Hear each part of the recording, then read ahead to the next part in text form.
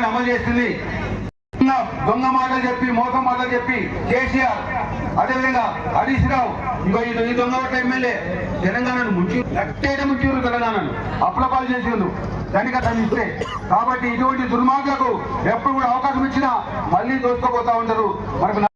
కాబట్టి రానున్న రోజుల్లో దొంగలకు బుద్ధి చెప్పండి, మంచి వాళ్ళకు ఆదరించండి, గెలిపించుకోండి. రేపు రానున్న ఎన్నికల్లో ముఖ్యంగా మిమ్మల్ని కోరేదేనంటే, నాకు తెలుసు మొన్న 75 ఓట్లు తక్కువ వచ్చినాయి. ఇక్కడ ఈ గ్రామంలో 79 ఓట్లు కాంగ్రెస్ తక్కువ వచ్చినాయి.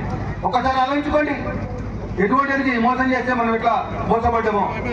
కాబట్టి రానున్న రోజుల్లో గ్రామ పంచాయతీ ఎన్నికలు అవుతాయి, వార్డు మెంబర్ ఎన్నికలు అవుతాయి, సర్పంచ్ ఎన్నికలు అవుతాయి, ఎంపీటీసీ జడ్పీటీసీ ఎన్నికలు.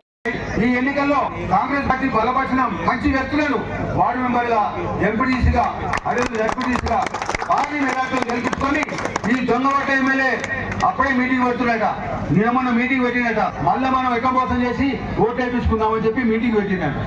దాంట్లో వాళ్ళందరూ ఉన్నట కొబ్బరి ప్రతాపం ఉన్నంత వరకు ఇక్కడ మనం ఏం మోసం చేయలేము, ఏదైనా ఒకటి ఆలోచించమని చెప్తున్నారు. కాబట్టి సీక్రెట్ అన్నీ కూడా అన్ని తెలుస్తాయి. మీరు ఎలాంటి ఒత్తిడికి గురి కాకుండా వాడిచ్చే డబ్బుకు మనం ఆశపడలేము. మీకు ఒక్క ఇల్లుకు 5 లక్షలు, వాడు ఎన్ని 2,500 3,000 ఇస్తే మనకు 5 లక్షలు అయితే మీరు ఒకసారి ఆలోచించుకోండి. కాబట్టి కాంగ్రెస్ పార్టీ బలపరిచిన వ్యక్తులను రానున్న రోజుల్లో గెలిపించుకోవాలని చెప్పి కాంగ్రెస్ పార్టీ చూస్తే ఈ లబ్ధి మొత్తం ఇల్లు లేని వాళ్ళందరూ ఇల్లు కట్టుకోండి, ఇంకెవరికైనా రాకుంటే మాకు చెప్పండి, మేము ఇప్పిస్తాం. అదేవిధంగా రైతు భరోసా కింద, ఇంద్రమ్మ రైతు భరోసా కింద రైతు కూలీలకు ఎవరు రాకున్నా మాకు చెప్పండి, మేము ఇప్పిస్తాం. ఏ ఒక్క పత్రం కాంగ్రెస్ పార్టీ చేపట్టింది ఎవరికి రాకున్నా 60 వరకు మేము ఇస్తాం. మీరు బాధపడాల్సిన అవసరం లేదు. దొంగలకు మాత్రం గుణపాఠం చెప్పండి. మరి రాకుండా చేసింది ఈరోజు మంత్రులు వస్తే నేనేమనుకున్నా అంటే ఈ ఊరు మొత్తం సీసీ రోడ్లు అడుగుదాం అనుకున్నా, కంప్లీట్ ఊరికి సీసీ రోడ్లు అడుగుదాం అనుకున్నా, ఈ ఊరికి ఒక 100 కోట్ల రూపాయలు ప్యాకేజీ ఇవ్వని అడుగుదాం అనుకున్నా.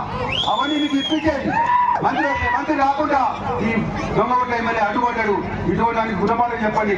ఇటువంటి గుణపాఠం చెప్పకుంటే రానున్న రోజుల్లో మనకు వచ్చే ప్రభుత్వం నుంచి వచ్చే లబ్ధి కానీ పథకాలు కానీ రాకుండా ఇబ్బంది పడతాయని చెప్పి ఈ సందర్భం తెలియజేస్తూ, నేను అధికారులు కూడా ఉన్నారో లేదో కానీ అధికారులకు నేను ఇక్కడ ఒకటే మనవి చేస్తున్నా, నేను ప్రోటోకాల్ను విభేదించడానికి రాలేదు. ప్రోటోకాల్ ప్రకారంగా కింద కూర్చుని ఇక్కడ బెనిఫిట్ పొందే వాళ్ళందరి పేర్లు చదువుతా ఉంటే వాళ్ళు లబ్ధి పొంది వాళ్ళ ముఖాలలో సంతోషం చూద్దా వచ్చిన తప్ప నేను నా కొరకు కాదు. నాకు ఎలాంటి హోదా అవసరం లేదు. నేను గడ్డ మీద పుట్టిన హోదా నాకు చాలు. ఈ జంగమ్మ గడ్డలో పుట్టిన నేను మత్తూరు మండలంలో పుట్టిని, ఈ జంగమ్మ గడ్డ మీద పుట్టిని, జంగమ్మ ప్రాంతంలో పుట్టి ఇలాగ ఎక్కడికలో పారిపోయి రాలే ఇక్కడికి. కాబట్టి ఆ ప్రజలు మంచిగా ఉండడం, మీరందరూ సుఖ సంతోషంగా ఉండడమే ముఖ్యం. అదే నాకు హోదా. మీరందరూ కూడా మరొకసారి కూడా తెలియజేస్తున్నా, నాకు ఎలాంటి హోదా అవసరం లేదు. మీరు ఇచ్చినప్పుడు తీసుకుంటా, లేనప్పుడు నాకేం అభ్యంతరం లేదు. కానీ నేను మీకు సేవ చేయడానికే వచ్చినా, మీకు ఎక్కడ అన్యాయం జరగకుండా చూడడానికే వచ్చినా అని చెప్పి తెలియజేస్తూ, మీరు కాంగ్రెస్ పార్టీని మర్చిపోవద్దు, రేవంత్ రెడ్డి గారిని మర్చిపోవద్దు, మనకి ఎవరైతే లాభం చేస్తున్నా వాళ్ళు మర్చిపోవద్దు, ఎవరైతే మోసం చేసిన వాళ్ళకు గుణపడని చెప్పాలి. బీఆర్ఎస్ పార్టీ మోసం చేసింది,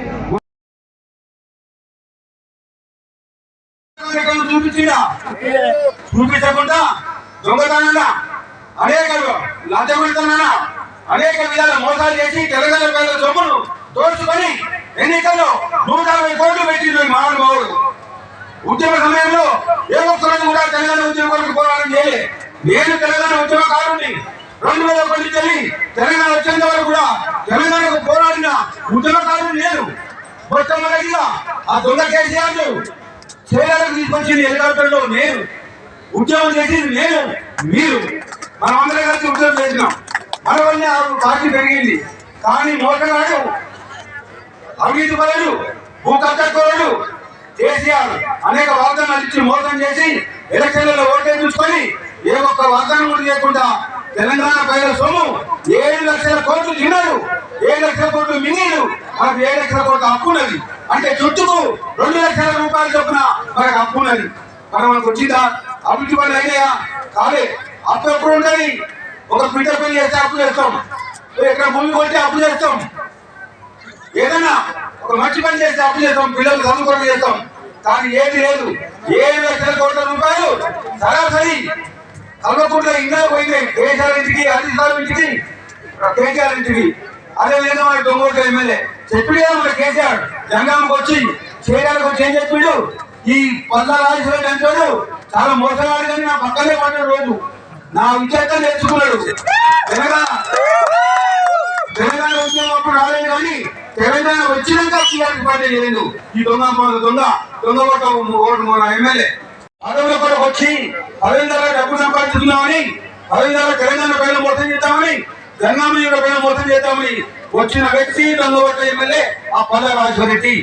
నేను ఎక్కడైనా చర్చకరమ్మన్నా దొంగ ఓట్ల ఎమ్మెల్యే నువ్వు దొంగ ఓట్లు వేయించుకున్నావు, నేను రుజువు చేస్తా. నీకు దమ్ము ధైర్యం ఉంటే తెలంగాణకు వస్తావా, లేకపోతే ఏ మండలి కన్నా, లేకపోతే తెలంగాణలో ఎక్కడ పెడతావు వేసి పెట్టు, ఎక్కడ రమ్మంటే అక్కడ నేను వస్తా, ఈ దొంగ ఓట్లు నిరూపిస్తా అని చెప్తే ముఖం లేదు, మాట్లాడాడు. మళ్ళీ పుట్టతోని మన అభివృద్ధి కాకుండా చూస్తా ఉన్నాడు. నేను ఈ జనగామ గడ్డ మీద పుట్టినని తెలంగాణ ఉద్యమంలో తెలంగాణ కొరకు వచ్చిన రాజకీయాలకు వచ్చిన వ్యక్తిని నేను ఎలాంటి అవినీతి కానీ ఎలాంటి మచ్చ లేకుండా ఈ గడ్డ ప్రజలకు సేవ చేద్దామని వచ్చిన తప్ప నేనేదో సంపాదించుతాం రాలే. 25 ఏళ్ళ చరిత్ర ఇక్కడ ఉన్నది. ఒకసారి ఆలోచించుకోండి. ఎలక్షన్ సమయంలో ఇక్కడ దొంగోట్లకి మోసపోయి ఓటేసి ఇబ్బంది పడతా ఉన్నారు. ముఖ్యమంత్రి గారు 7 లక్షల కోట్ల రూపాయలు కేసీఆర్ అప్పు చేసినా రోజుకు 200 కోట్ల రూపాయలు మించి కట్టు, నెలకు 6,000 కోట్ల రూపాయలు కేసీఆర్ చేసిన అప్పుకు, కేసీఆర్ దొంగతనంగా మన డబ్బు తీసుకుపోయిన అప్పుకు ఈరోజు మించి కట్టుకుంటూ వాయిదాలు కట్టుకుంటూ ముందుకు పోతూ ఒక సంవత్సరంలోపే ఎన్నికల ముందు ఇచ్చిన వాగ్దానాలన్నీ అమలు చేసిన ఘనత కాంగ్రెస్ పార్టీ. Hello?